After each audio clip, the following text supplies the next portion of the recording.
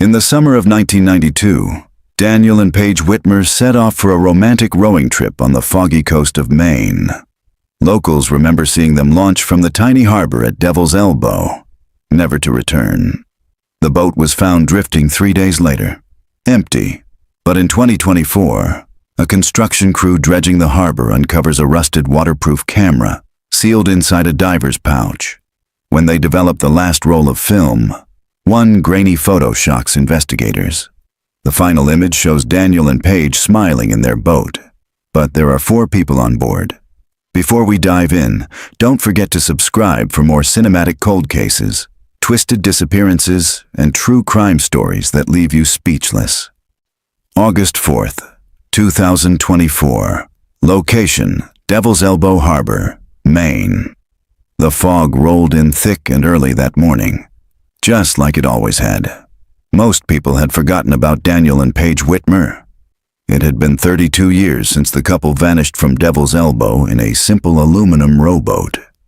Tourists still asked about the story sometimes, whispers of the honeymooners who never made it back. But locals had stopped speculating decades ago. Everyone assumed they drowned. But on that hot August morning, a backhoe operator dredging the eastern slipway for a new harbor expansion snagged something unusual: a corroded metal case wrapped in mesh netting. Inside was a waterproof diver's pouch, sealed tight, and within that, a disposable Kodak camera, still intact. When the film was finally developed, the images were faded but visible. Shots of tide pools, selfies, a half-eaten sandwich, a photo of Paige mid-laugh as Daniel rowed.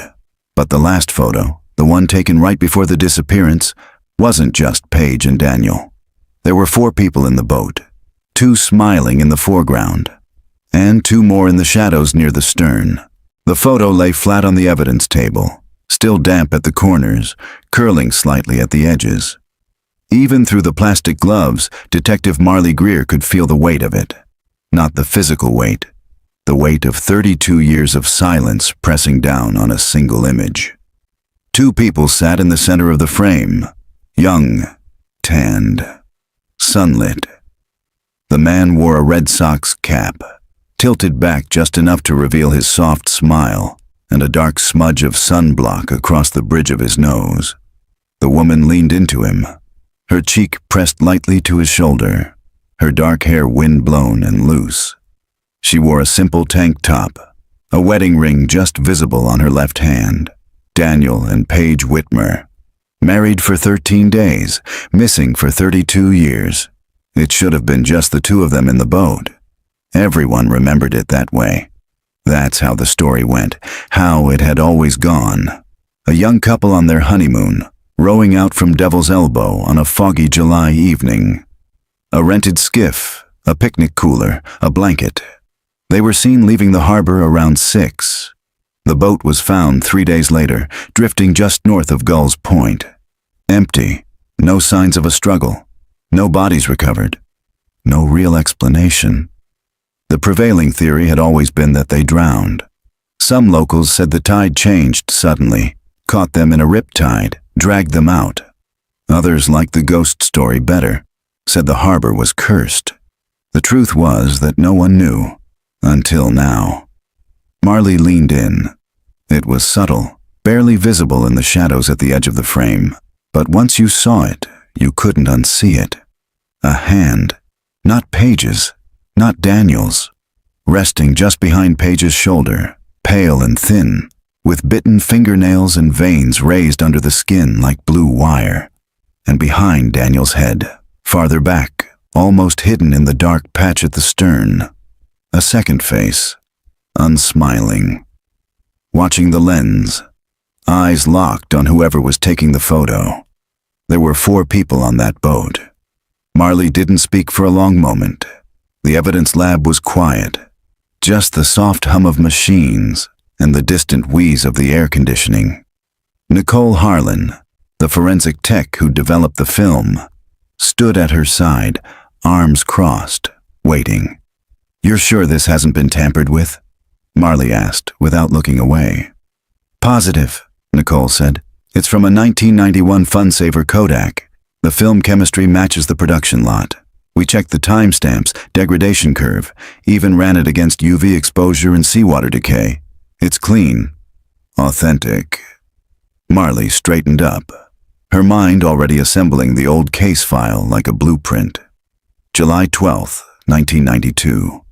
The Whitmers rented a boat from a local marina, small aluminum skiff, oars, 2 life jackets. Paige was 27, a second-grade teacher from Bucksport. Daniel was 31, did custom woodwork, mostly cabinetry. They'd stayed in a cabin just off Old Quarry Road, booked 2 weeks, vanished halfway through. She'd been a kid when it happened. Her mother worked part-time at the town pharmacy back then, and she used to keep a little stack of bridal registry printouts behind the counter. Marley remembered Paige's name on one of them. She remembered the posters, too. Sun-bleached photos stapled to utility poles all over town. Paige's smiling face. Daniel's ball cap. Missing last seen July 12th. Marley turned back to the table. Do we have a timestamp? Nicole pulled up the digital scan. July 12th, 6:14 p.m. Roughly 40 minutes before Tobin Marr, the dockhand, last claimed to see them rowing out past the split in the rocks. She remembered that statement. It had been buried at the end of the file, dismissed at the time.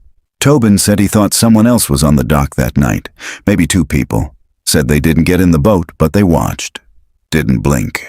Gave him a bad feeling. Cops had chalked it up to nerves, maybe small-town superstition. No evidence, no names, no follow-up. And now here it was. Proof. 1 photo. 4 people. Marley took a slow breath. The case had been officially closed in 1993. Presumed drowned. No bodies, no crime. Just a lot of sadness and a funeral without remains. But someone else had been there. 2 someones. In the boat. Which meant Daniel and Paige didn't just disappear. They weren't lost. They were taken. Back at her office, Marley pulled the original case file from the archive box and dropped it on her desk with a heavy thud. Yellowed pages, stapled statements, a few grainy photos of the empty boat. Paige's parents had come in from Massachusetts to give a statement. Daniel's brother had flown in from Minnesota. A week of desperate searching, and then nothing.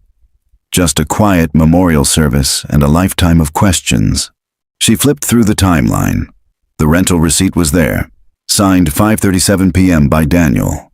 The boat's serial number was written in red pen, DEX-4N27. The weather log showed mild wind, low tide around 7:15 p.m., fog rolling in just before dusk. The boat had been found floating near Gull's Point 3 days later, both oars missing, 1 life jacket still tucked under the seat. The skiff had been returned to the marina. Cleaned, rented out again. The investigation had ended the day it was pulled ashore. Marley glanced at the whiteboard in her office. She'd scribbled 1 word at the top. Why?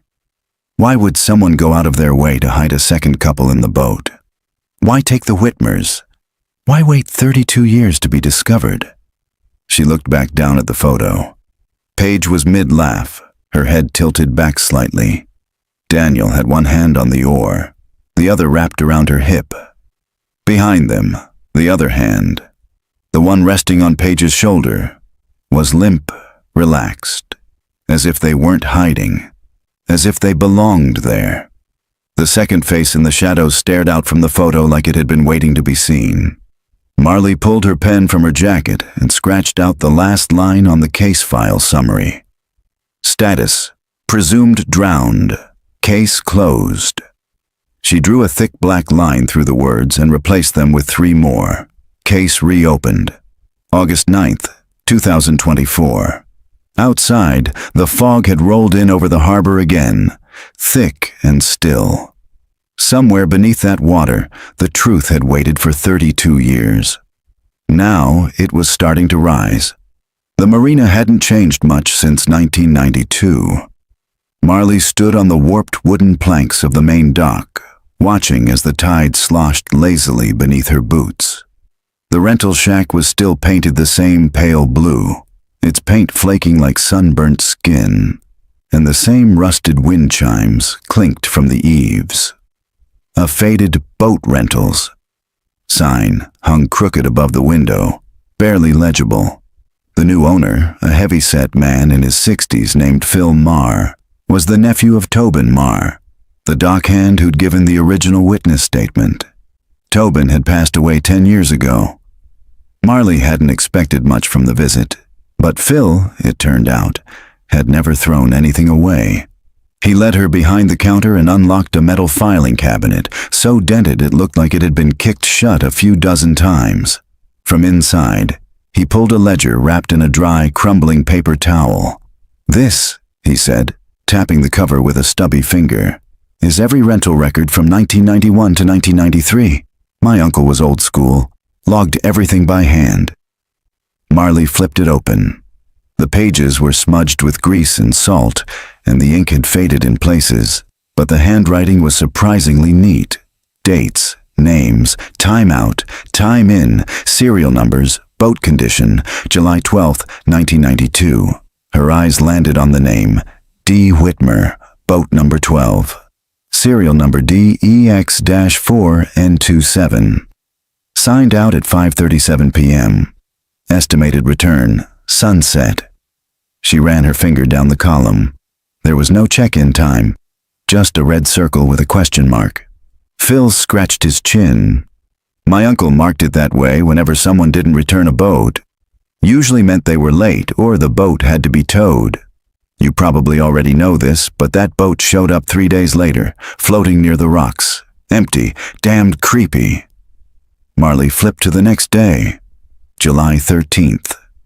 More names, more boats. One entry stood out. Boat number 12 again. Returned at 6:12 p.m. Her brow furrowed. "Did someone else use that boat before it was recovered?" Phil leaned over. "What the hell?" He stared at the entry. "That's not right. That boat wasn't back until the Harbor Patrol dragged it in on the 15th. Marley examined the line. No signature, just the initials MT in shaky penmanship. Under notes, someone had written, "Returned late. Needed rinse. Extra jacket on board." A chill crept down her spine. "Do you know who MT is?" Phil shook his head slowly. "No idea. But this isn't my uncle's handwriting. See here, he always used block letters. This one's cursive." Marley took a photo of the page with her phone and scanned the rest of the log. Nothing else unusual. No duplicate entries. But boat number 12 had somehow been logged back in before it was officially recovered. And someone had gone out of their way to include that detail about the extra life jacket. She stepped outside, trying to ignore the way the breeze carried the scent of seaweed and diesel. The kind of smell that always hung over this harbor like a warning. It was quiet this time of year. No tourists, no fishermen yelling over engine noise. Just the creak of mooring lines and the water lapping against the shore. She stood at the edge of the dock, staring out toward the split in the rocks. If Daniel and Paige had rowed north, they would have passed Gull's Point just before the fog rolled in. They'd been aiming for open water, some quiet little cove maybe, away from the mainland. But the wind had picked up that night, and the fog had swallowed them whole. Or that was what they'd all believed. Back at her office, Marley laid out the evidence on her whiteboard. Photo, journal entry, rental log, missing persons reports. One by one, she connected them with red thread. It was the kind of thing that looked crazy to outsiders. Too much string, not enough answers. But the pattern was there. 2 people went out. 4 were in the boat. The boat came back with only 1 life jacket, and someone lied about when it returned. She called the Knox County Archives next, requesting any photographs taken by Harbor Patrol during the boat recovery. Most of the materials from the 90s were still stored on microfilm. It would take a few days to get scanned copies. Meanwhile, she tracked down the original deputy who filed the incident report. Retired now, living in Bar Harbor. She made a note to visit him the next morning. The case was widening like a ripple in water. That night, she sat in the dark with the photo again. The shadows around the 2 known faces felt darker now, like the negative space itself was hiding things. The hand on Page's shoulder looked too deliberate, too casual. Whoever it belonged to had been comfortable there. Not a stranger, not someone sneaking aboard. Someone who thought they had every right to be part of that picture. She turned the photo over. There was no writing, no label, just the faint indent of a thumb where someone had pressed down too hard. The photo had survived 3 decades underwater. It had been inside a waterproof diver's pouch, wrapped in mesh netting, tucked into a rusted tin case. Someone hadn't just taken the photo. Someone had gone to great lengths to keep it from being found. She closed the case file, leaned back in her chair, and stared at the ceiling. It wasn't just the mystery that disturbed her. It was the silence. The kind of long, uninterrupted silence that only existed when too many people had a reason to stay quiet. Someone out there had been on that boat. Someone who knew exactly what happened. And 32 years later, Marley Greer was about to make them remember. The man who answered the door looked older than his 71 years, his eyes pale and watery, skin like thin parchment stretched over bone. He squinted into the sunlight as if it pained him. His name was Everett Klein, retired deputy from the Knox County Sheriff's Office.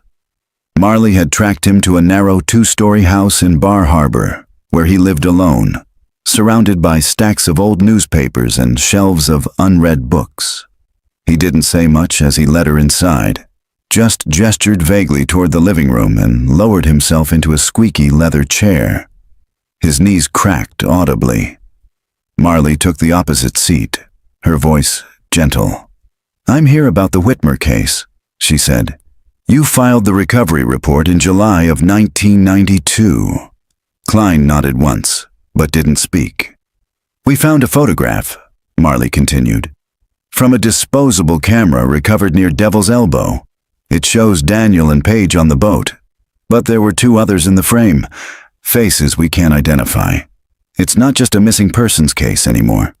He stared at her for a long time, his jaw tight. Then finally, he exhaled.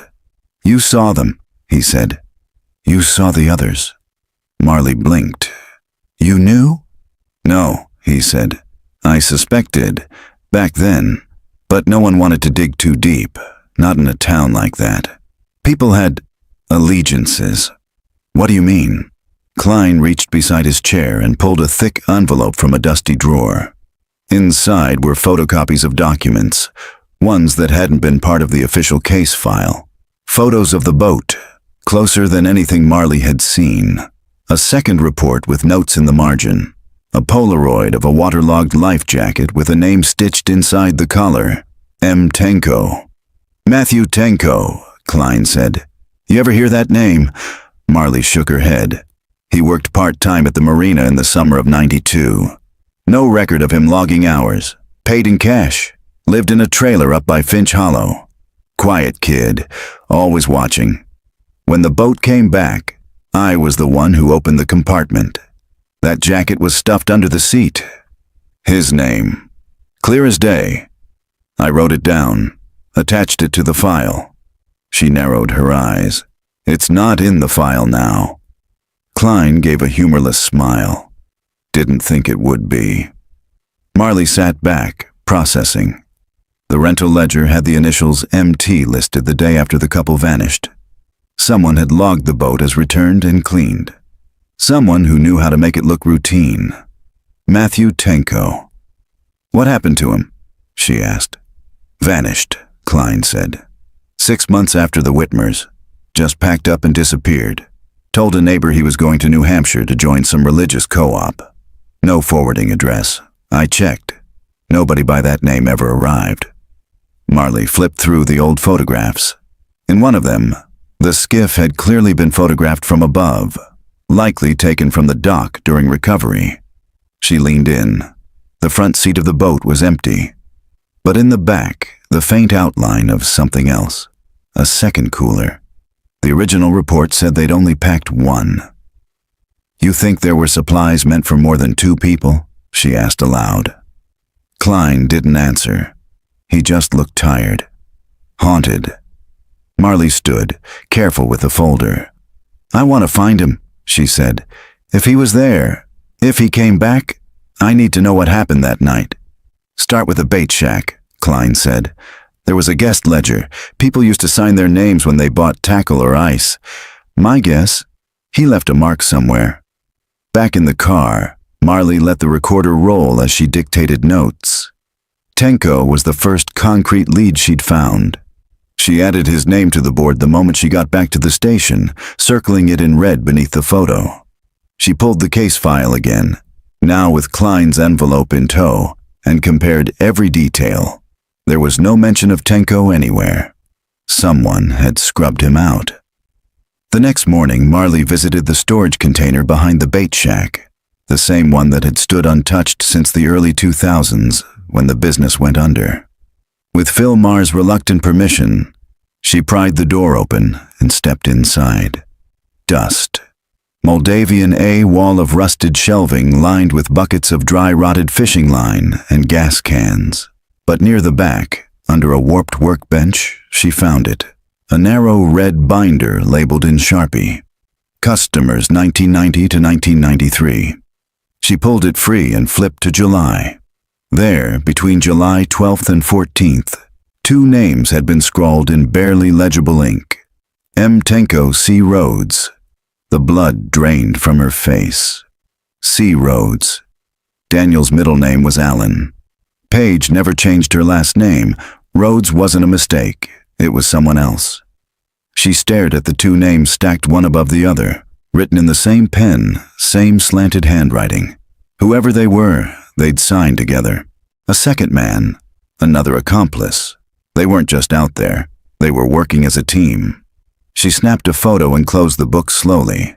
Behind her, the old tin roof groaned as the wind pushed through. For the first time in 32 years, the story was starting to shift. It wasn't about a lost couple anymore. It was about two men who knew exactly what they were doing and a plan that had worked. Until now. The name Rhodes echoed in Marley's head as she drove back toward the county archives. C. Rhodes. It hadn't appeared in any of the original case files. No record in the rental slips. No mention in Tobin Marr's statement. Not even a footnote in Klein's off-the-book stash.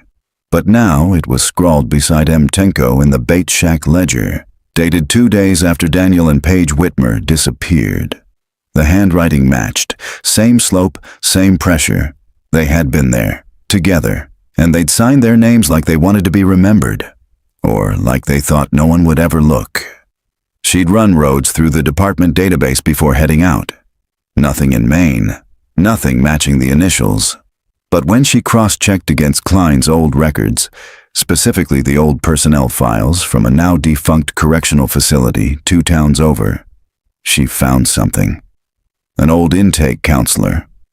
Hired in 1989. Last name, Rhodes. First initial, C. Terminated in 1992. Weeks before the Whitmers vanished. There was no photo on file, just a typed resignation letter and a scribbled note that read, "Boundary issues with juvenile detainees. Termination mutual. Advised not to rehire." She stared at the file on her lap. Advised not to rehire was the kind of euphemism departments used when they didn't want to deal with the truth. The kind that got buried. Back at the station, Marley pulled the evidence photo from the wall. She focused not on Daniel or Paige this time, but on the shadowy silhouette behind them. The one watching the camera, the shape of the jaw, the buzzed hair. It wasn't clear enough to make out a face, but it wasn't nothing. She enhanced the contrast, brought the exposure down, sharpened the edge noise. Still fuzzy, still unclear. But the eyes? They weren't curious. They were studying. The expression wasn't one of surprise. It was control. Like whoever was behind that lens already knew how the day would end. She printed the image, cropped it to just the shadowed face, and labeled it with a question mark. By evening, she had a name. Clayton Rhodes, 59 years old. Last known residence, Freeport, Maine. His employment history included 2 youth camps, a security job at a hospital, and a 6-month stretch as a night shift supervisor at a juvenile detention facility. No criminal record. Nothing that would raise flags to the outside world. But every job termination included vague language, inappropriate boundaries, unorthodox behavior, conflict with staff. He moved every 2 years, like clockwork, like he knew when people started to notice. Marley stared at his last known address. A P.O. box listed in Portland, no attached phone number. But the landlord of the listed apartment building said the name Rhodes hadn't come up in years, though one tenant, a woman who lived on the first floor, remembered him.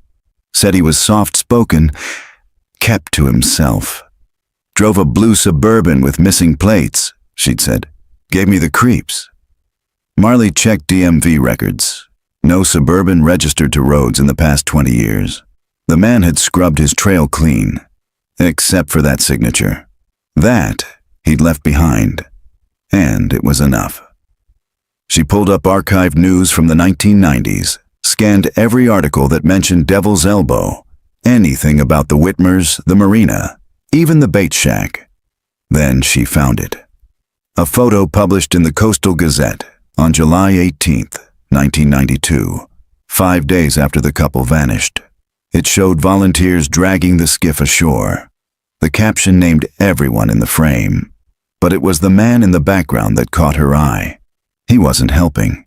He was watching, arms crossed, distant, dressed in a maintenance uniform, not listed in the caption. She scanned the face. Same jaw, same short hair, same posture. She layered the newspaper photo over the blurred face from the skiff picture. Same man. Clayton Rhodes had been there the day the boat was recovered. Watching it come home, Marley's stomach turned. She knew what this was now. It wasn't a crime of opportunity. It wasn't lovers lost at sea. It was a plan. 2 men, 1 boat, a young couple chosen for their isolation, their predictability, their beauty, lured into a trap disguised as a honeymoon. And whatever happened next, it had been filmed. Because you don't go to the trouble of bringing 2 cameras, one recovered in a diver's pouch, the other unaccounted for, unless you're planning to record something. She sat in the dark of her office, every light off. The case files spread like bones around her. She looked at the photos again. At Paige's smile. Daniel's squint in the fading light. The shadowed face behind them. She whispered it out loud, for no one to hear but herself. You weren't supposed to come back. But one of the cameras had, and the truth was starting to surface. 32 years too late, but not too late to catch them. Not yet. The evidence room at the sheriff's office was cold and quiet, lit by a single flickering fluorescent tube. Marley stood in front of the rolling metal shelves, hands in blue nitrile gloves, heart thudding. She had the key from the archives clerk, and she'd triple-checked the case number before she came. The original Whitmer disappearance file was boxed and labeled correctly, 92-0712. What she hadn't expected, what no one had ever logged, was the second box beside it. Unlabeled, dusty, no barcode, no sign-out sheet. Just a masking tape strip across the top with one word written in all caps, watch. She slid the box free, holding her breath. It was lighter than expected. Inside, beneath a brittle sheet of brown packing paper, was a single VHS tape in a hard plastic shell. No sticker, no title, just black plastic and a faint thumbprint smudged on the edge of the case. Someone had packed it with care, intention, like they wanted it to be found, but only at the right time. She took the tape to the evidence viewing room, locked the door behind her, and slid the cassette into the department's dusty old combo VCR unit. The screen buzzed to life with static, then color, then movement. A date in the corner, July 12th, 1992, 6:32 p.m. The image was shaky at first, aimed at the floor of the boat. A cooler, Paige's sandal. Then the camera tilted upward. Daniel was laughing. Paige was mid-sentence, something about the tide, her voice soft and playful. They looked sun-drenched and unaware, like any other couple filming a vacation, but the angle was wrong. The camera wasn't in their hands. It was across from them, held low, slightly angled up, filming without their knowledge. Paige leaned toward Daniel, brushed something off his cheek, and smiled. The camera zoomed in slightly. Then the screen glitched. When it stabilized again, they were gone. The boat was still, empty, floating on calm water. 30 seconds of silence, just the sound of water lapping at aluminum. Then a voice. Male, calm, slightly breathy. Ready? Another voice, lower, closer to the mic. She's still warm. Marley froze. The camera jolted. Now filming someone's legs. Wet jeans, bare feet. The edge of a hand reaching down into the frame. A glimpse of dark hair. Paige. The camera moved again, now following as something was lifted. Arms, shoulders, head turned to the side. Paige was unconscious. Or worse. Her head lolled. Her shirt was torn. The man holding the camera stepped closer, angling for a better view, but only for a second. The screen glitched again. Then it cut to black. Marley sat motionless, one hand still hovering over the pause button. Her pulse roared in her ears. Her mouth tasted like metal. It was real. The tape wasn't a rumor. It wasn't a ghost story. It was a record, and someone had taken the time to hide it. She ejected the cassette, slid it into an evidence bag, and sealed it with trembling fingers. Whoever had logged the original file hadn't included this. It wasn't part of the official inventory. That meant someone in the department, maybe back then, maybe since, had watched it and kept it buried. She opened the old property chain log. The last name to sign out any Whitmer evidence, Deputy Clay Marin. March 1993. A year after the disappearance. 6 months before he retired early for personal reasons. Marley hadn't heard that name in years, but she remembered the rumors. Marin had gone off the grid after leaving the force, moved out west, stopped returning calls, said he didn't trust anyone anymore. That something about the Whitmer case didn't sit right. She thought it was just small-town paranoia. Now she wasn't so sure. Marley scanned the video still and emailed it to Nicole Harlan in forensics, requesting enhancement. In the message, she didn't mention what she'd heard. She just sent one line. Need ID match on male subject holding camera. Time code 1807. Cross-check with suspected image of Clayton Rhodes. Then she stared at the screen. At the freeze frame. The one with Paige's face turned just slightly toward the lens. Eyes closed, jaw slack. There was no question now. Paige hadn't drowned. She hadn't vanished. She'd been taken. And filmed. The camera had kept rolling long after anyone thought it would, and if this tape had survived, there could be more. There had to be more. Back in her office, she wrote one sentence on the case board in black marker beneath the timeline. Find the second tape. Because there was always a second tape. People like Rhodes didn't stop at one, and they never worked alone. Marley didn't sleep that night. She stared at the ceiling fan until the sunrise began pushing through her blinds, her mind spinning over images she couldn't unsee. Paige's limp body, the voice that said, "She's still warm," the camera that kept recording. She kept hearing the click of the tape slot closing, kept seeing that single word scrawled on the masking tape box. Watch. By 7:30 a.m., she was parked outside the storage depot at Finch Hollow. A quiet, slumped-over facility just off Route 17. Half the units were rusted shut. A broken security light buzzed above the gate, clicking in and out of life like a dying insect. She'd followed the lead from the old utility bill left behind in Clayton Rhodes's last known apartment, buried in a scanned rental folder, under a different name, Charles Delaney. It was a low-effort alias, probably fake. But the bill had been real. $43.12 paid monthly to Finch Hollow Storage, Unit 117. The address had gone cold in 1996.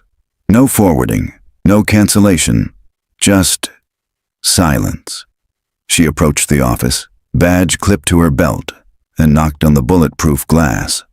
A bleary-eyed man in a hoodie appeared, sipping a giant mug of black coffee. "Need access to an abandoned unit," she said.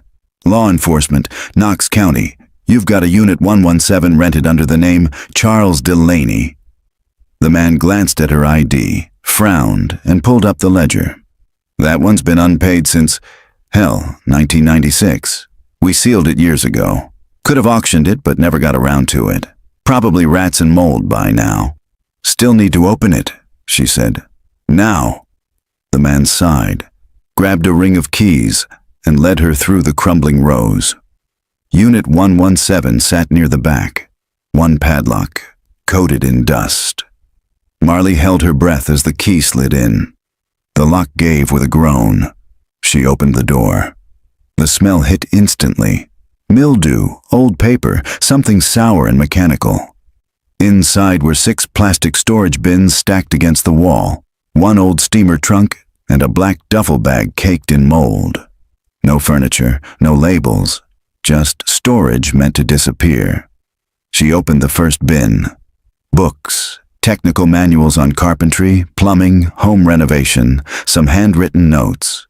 The second bin held blank VHS tapes. Dozens of them still in their sleeves, unlabeled. The kind that could hold hours of video and never draw attention. She picked one up, still sealed. The third bin was full of clothing. Marley's stomach twisted. The sizes were wrong, too small. Girls' t-shirts, bathing suits, sandals, pajamas with faded cartoon characters, all carefully folded, all old. She closed the bin gently. The steamer trunk was locked, but the hinges were rusted. One hard pull, and it creaked open. Inside were file folders, stacks of them. Handwritten names, dates, locations, notes scribbled in cramped handwriting. She read one file. Subject, PW. Date, July 12, 1992. Initial intake, 6:47 p.m. Response to sedation, compliant. Disassociated, no struggle. Second session scheduled July 14, 1992. Cancelled due to contamination risk. Recording archived. PR number 11, PR number 12, PR number 13. Her hands began to shake. PW, Paige Whitmer. PR, Princess Room. The same phrase that had haunted the tape. The same title from the evidence labels found in the anonymous drop box. She flipped to another folder. Subject, AM subject, LS subject, CG. None of the names meant anything yet, but everyone came with notes, diagrams, observations, video logs, like someone had been building profiles, experiment logs, on human lives. She turned to the final bin. This one had a red sticker on the side, faded but visible. Duplicates. Inside were tapes, hundreds, all labeled, all carefully arranged. Marley scanned the spines. PR number 1, PR number 2, PR number 3, PR number 157. Her fingers landed on PR number 11, the first recording mentioned in Paige's file. She hesitated, heart pounding. She had to see it. Back at the sheriff's office, in the privacy of the viewing room, she loaded the tape into the player. The screen flickered, then settled. The image was clearer than the first tape. Paige sat on a pink bed, wearing the same tank top from the photo, barefoot, legs crossed awkwardly. Her eyes were half-lidded, her face slack, drugged. The camera zoomed in. A voice behind it murmured encouragements. "Good girl. Just like that. Daddy's proud." Then the voice called a name. "Clay, bring the lights in." A second figure entered the frame. Older, taller, thin. The face was unmistakable. Clayton Rhodes. And beside him, barely in frame, was another man. Blonde, younger, jittery. Matthew Tenko. They were both there. Marley slammed the pause button and sat in silence, shaking. They hadn't just abducted Daniel and Paige. They'd filmed it, cataloged it, repeated it. There were over 100 tapes in that bin alone. How many other names were buried in those folders? How many had never been reported missing? The question was too large to hold. She placed PR number 11 into an evidence bag, marked it carefully, and walked straight to the captain's office. "This case," she said, voice raw, "just became federal. Because this wasn't just a local cold case anymore. This was organized, deliberate, and part of something far bigger, something that had been running in the shadows for decades." The federal agents arrived before dawn. 2 unmarked SUVs.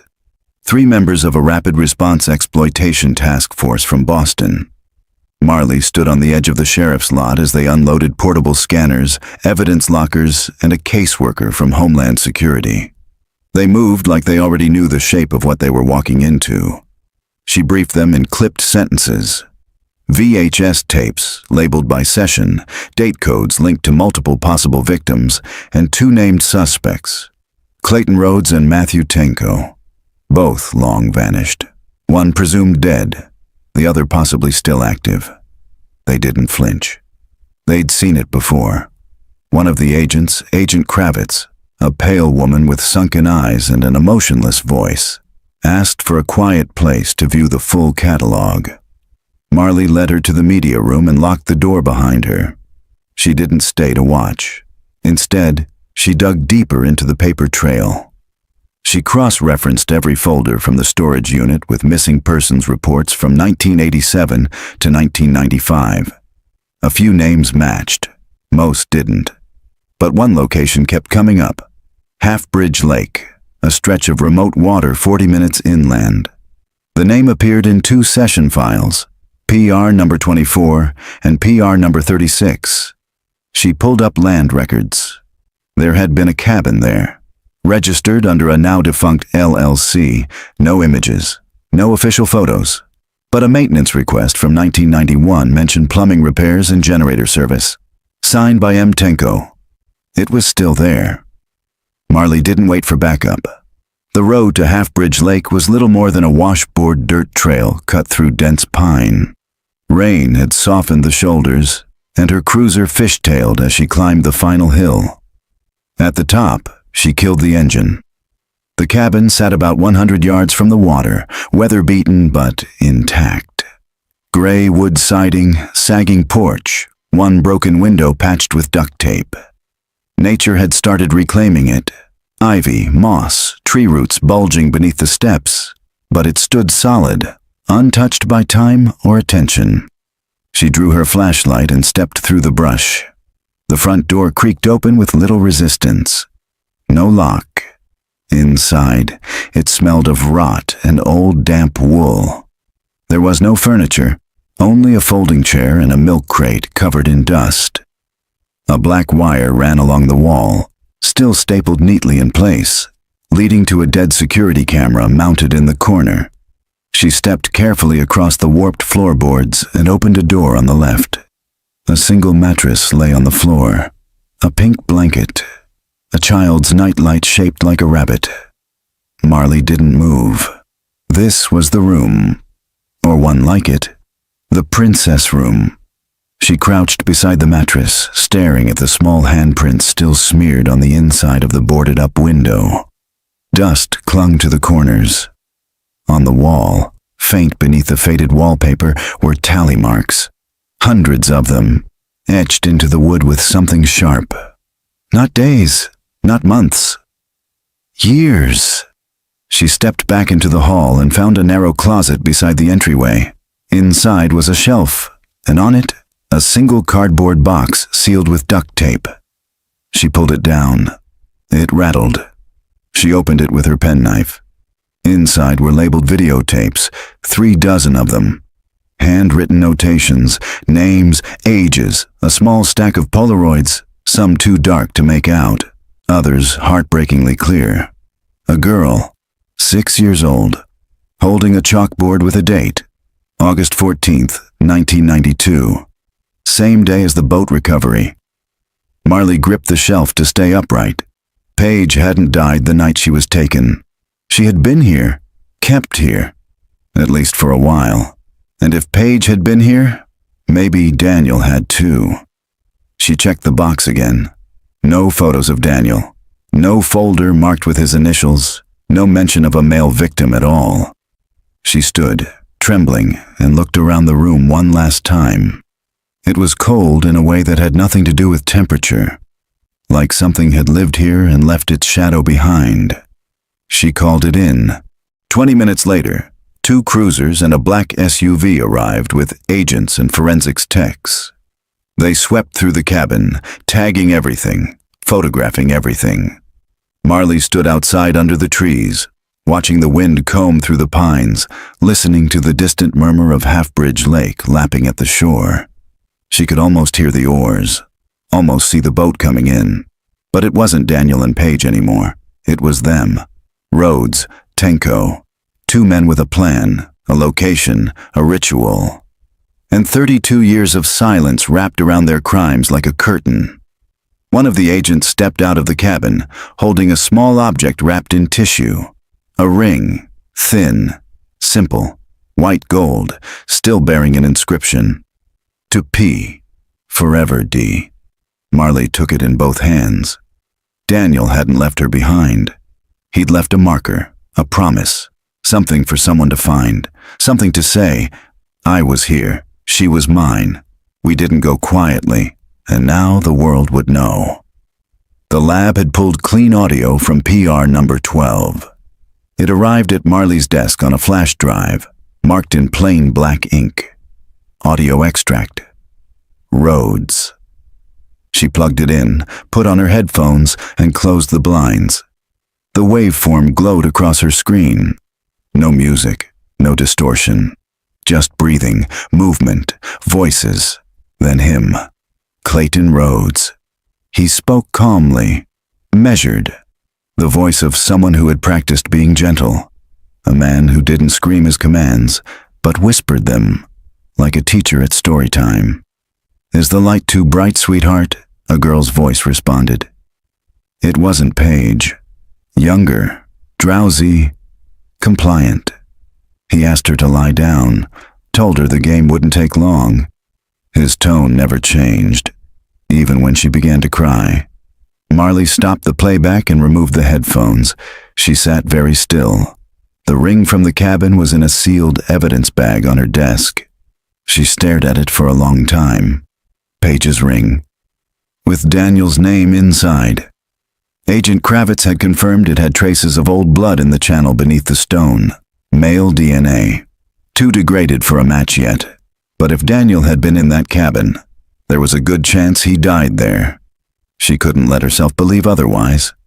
But the truth was unraveling in both directions now, past and present, and neither path led to anything she could bear for long. She pulled up the Rhodes file again. The man had no digital trail, no surviving relatives, no confirmed death, just a chain of rentals, abandoned jobs, and P.O. boxes.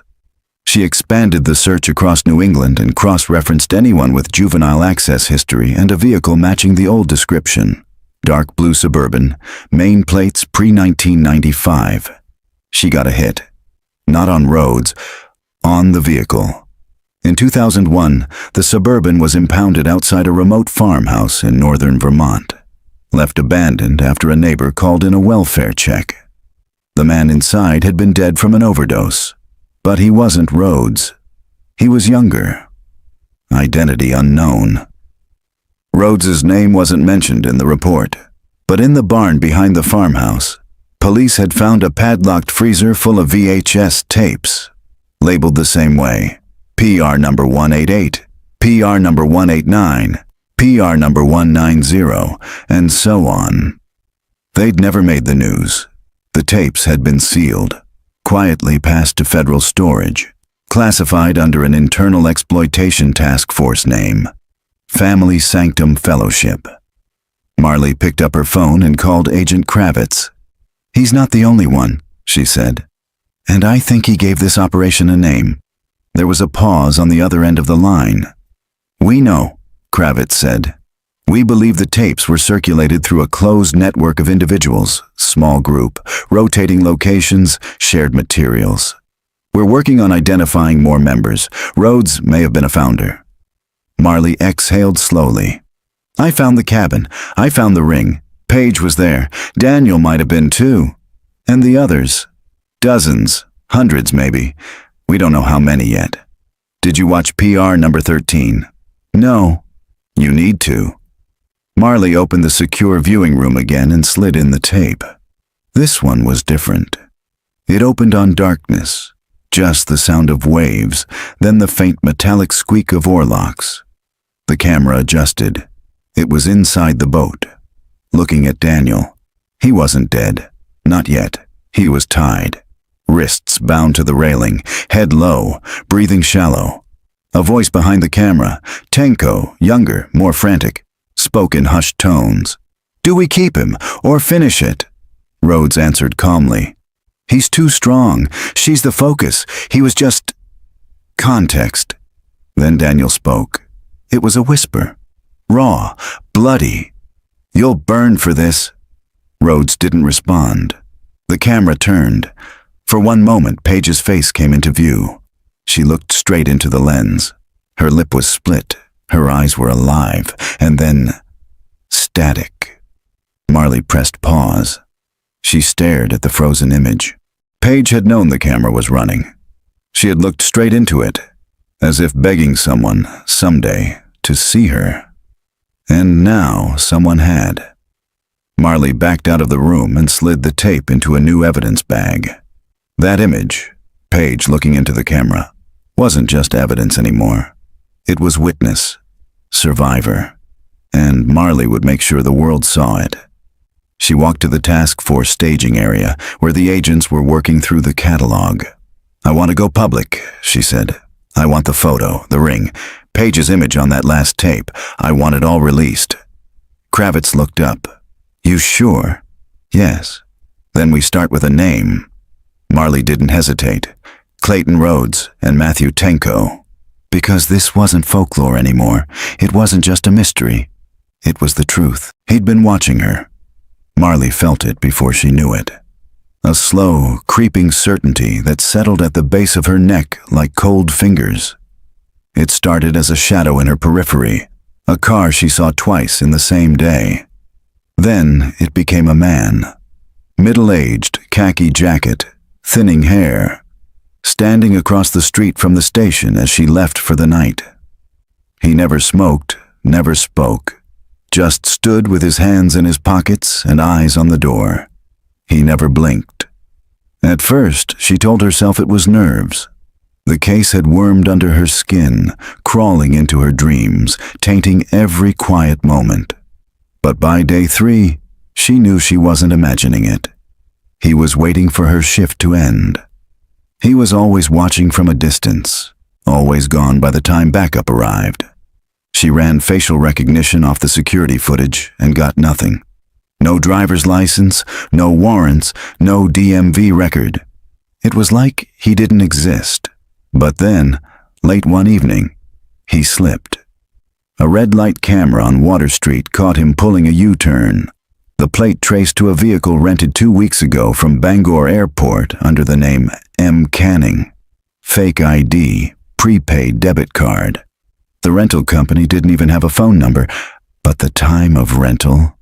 July 21st.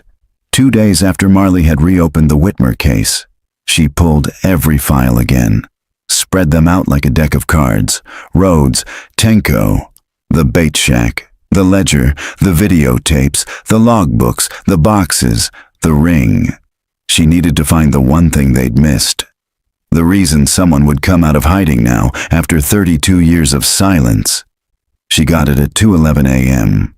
A noise from the back of the evidence vault. She wasn't supposed to be there that late, technically a violation of protocol. But she couldn't sleep. So she came in to review the tape logs again, make sure nothing had been misfiled. And that's when she heard it. A door closing, quiet, precise. Not the front door, the back. She reached for her sidearm, heart pounding. The corridor between the archive and the vault was lined with case lockers and utility closets. She moved slow, silent, her breath held tight in her chest. Then she saw him. The man from the sidewalk, khaki jacket, calm eyes, standing in front of the evidence shelf labeled PR number tapes. He didn't flinch when she stepped into the open. "You're too late," he said. She raised her weapon. "Down on the ground, now!" He didn't move, just looked at her. "They're not all dead," he said. "You need to understand that. Not all of them died. Some were kept, protected." Face down, hands behind your head. "She was special," he said. Paige, she understood what it meant. Marley fired one warning shot into the floor. He flinched this time, dropped to his knees. She cuffed him and called it in. He offered no resistance, gave no name. But when they fingerprinted him, the database hit came in seconds. Matthew Tenko, alive, arrested. Right there in the Knox County Sheriff's Office. In custody after 32 years of absence. He said nothing during booking. Refused a lawyer. Refused food. Just sat still in the interview room, staring into the mirror. Marley watched him from behind the glass. His face was leaner, but the eyes hadn't changed. Still dead behind them. Still scanning everything. She stepped into the room. "You know why you're here," she said. Tenko smiled, slow and sour. "I was never really gone." "Where's Rhodes?" That broke the smile. "Dead," he said after a pause. "Died years ago. But he left things behind. Things I kept." Marley stared at him. "Where's Daniel Whitmer?" Another pause, then, "Gone." "Dead?" Tenko leaned forward. "Gone." She wanted to punch him. Instead, she said, "You brought hell into people's lives. You're not special. You're a predator." He tilted his head. "You think you've uncovered something deep, but you've only scratched the surface." She slid a photo across the table. Paige, looking into the camera from PR number 13. Tenko touched the corner of the image. His hand trembled. "She wasn't supposed to be in the tapes," he murmured. "That wasn't the plan. She was for Rhodes. She was a human being. She was beautiful." Marley stood. "We're going to bury you under the prison." Tenko said nothing, but his mouth twitched just once, like he didn't mind that idea at all. That night, Marley stood alone in the viewing room and watched PR number 13 again. Watched Paige staring into the lens, into time, into the future. This time she whispered to the screen, "I see you." And she meant it. They all would. 2 days after Tenko's arrest, a diver named Nathan Bell made a discovery that changed everything. He wasn't part of the official task force, just a local, formerly with the Coast Guard, who'd followed the Whitmer case since he was a teenager. Inspired by the reopened investigation and the FBI press release naming Rhodes and Tenko, he took his personal sonar out to Devil's Elbow and began sweeping the southern inlet, an area never fully searched in 1992 due to a landslide that buried the Eastern Trail. At 3:12 p.m., his scanner pinged. 16 feet below the surface, beneath a curtain of algae and lake silt, lay the skeletal remains of a second boat. Not the skiff.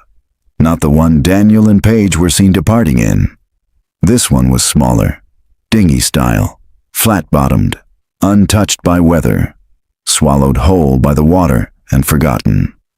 Bell marked the location, dove with a GoPro attached to his helmet, and sent the footage directly to the sheriff's office. Marley watched it on her monitor with a dry throat and clenched jaw.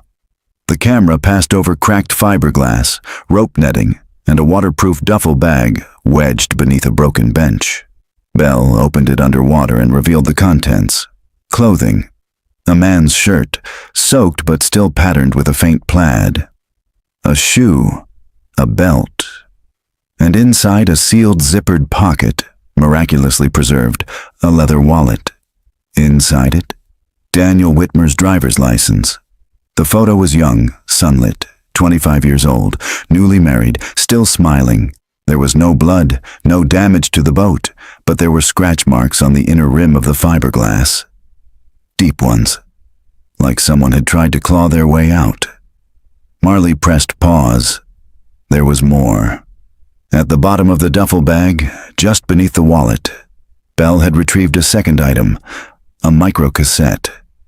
labeled in faint black marker, "For whoever finds me, D.W." She didn't wait. She called Kravitz, had the lab transfer the tape to digital within the hour, and then she listened. Daniel's voice was different than she expected, calm, controlled. "This is Daniel Whitmer," it began. "If you're hearing this, I'm probably gone. They took us, 2 of them. They said it was a mistake, that they meant to take someone else, but they didn't let us go. Paige was taken first. I tried to fight, but they drugged me." A pause, breathing. "They made me watch. Then they told me it was my turn." Marley clenched her fists. "I managed to get the key from one of them. Tenko, I think. He was careless. I got out of the first place they kept us, but not far. They found me by the shore. Beat me. Rhodes didn't say a word. He just watched. I think they meant to kill me and bury the boat. But the storm came, and something went wrong." Another pause. A quieter voice. "If this tape is still around, tell her family she didn't give up. Paige fought until the end. And if they tell you she ran away, or fell overboard, or whatever else, they're lying." The final sentence was slower, barely above a whisper. "Please, burn it all." Then silence. Marley sat for a long time before she moved. When she finally did, she copied the tape to 5 separate drives and placed the original into the department's fireproof vault. Later that night, she stood at Devil's Elbow. The wind off the water was sharp, the sky thick with low clouds. Somewhere beneath her feet, Daniel's final words had waited decades to be heard. And they were. She lit a match and dropped it onto the rotted remains of the bait shack ledger, the one signed C. Rhodes 2 days after the couple vanished. The pages curled, blackened. Not justice, not yet, but the beginning of it. And the first thing to burn was the lie. She arrived just after sunset. Marley had just finished briefing the media team when the call came from dispatch. A woman claiming to be Paige Whitmer's niece had flown into town. She wasn't expected. No appointment. No coordination with the task force. But she was already standing at the Devil's Elbow dock, asking for the detective who'd found the tapes. Marley drove fast. The dock looked just as it always had. Splintered, salt-burned, half its boards warped from the tides. The woman stood near the end, silhouetted against the water, her back to the parking lot. Mid-30s, brown windbreaker, hair pulled up. When Marley stepped closer, the woman turned. And for a second, Marley forgot how to breathe. It wasn't Paige's niece. It was Paige, 32 years older. Eyes the same, and not in any database. They stood staring at one another, the sound of the tide folding in and out beneath them. Then Paige spoke. "I saw what you released." Marley's voice came slowly. "You're not dead." "No," Paige said, "but I was gone." Marley struggled for words. "Where have you been?" Paige looked out at the water. "Far enough to stay safe, close enough to know when it was finally over."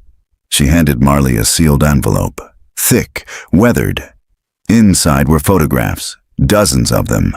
Children, rooms, faces, all labeled with names and dates. Timestamps. These were taken by Rhodes and by the others. Some are still alive. Marley looked up, stunned. Others, they were part of something larger. The fellowship wasn't just Rhodes and Tenko. It had layers, safe houses, rules. And Daniel. Paige's face changed, softened and cracked all at once. "He died saving me," she said quietly. "They moved us after the cabin. But Daniel fought. They thought they'd killed him, but he wasn't dead yet. He caused a fire. Gave me enough time to run. I was 16 miles from a ranger station before I stopped." Marley didn't speak. "I never came forward because I didn't know who I could trust," Paige said. "They were in the system. Police, courts, foster networks. Rhodes used to call it the door inside the door. You think you're out, and there's another one waiting." "You're safe now," Marley said. Paige smiled sadly. "No one's safe, but some of us are watching now. We've found each other."